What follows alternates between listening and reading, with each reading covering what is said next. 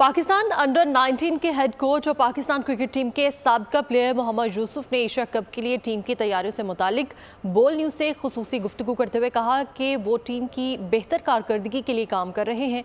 वक्त कम है मगर इस टीम को मुकम्मल तौर पर ऑन करता हूँ। हार जीत गेम का हिस्सा है, ब्लेम गेम नहीं करूँगा। बोल न्यूज़ की एंकर सना से गुफ्तगू में क्या कहा आपको दिखाते हैं।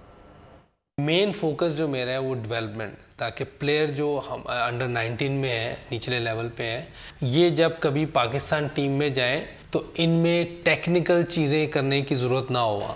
ट्यूनिंग होती है वो हर प्लेयर की होती है, लेकिन जब वो जाए तो बिल्कुल रेडी प्लेयर हो। ये ना हो कि जाके वहाँ उसमें टेक्निकल चीज़ें नज़र आ रही हों। तो 1 साल कम है, लेकिन उसके बावजूद मैंने कहा मैं इसकी कोशिश करूँगा, तो 1 साल में नज़र आएगा इंशाल्लाह, चीज़ें बेहतर होती ही नज़र आएंगी इंशाल्लाह। जो टीम पहले की बनी हुई है मैं उसी को ऑन कर रहा हूँ कि ये जो ब्लेम गेम होती है ना, वो सही नहीं होती।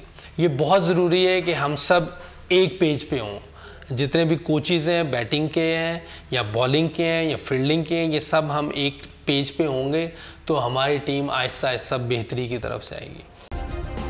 सब्सक्राइब करें और बेल दबाएं ताकि कोई खबर रह न जाए।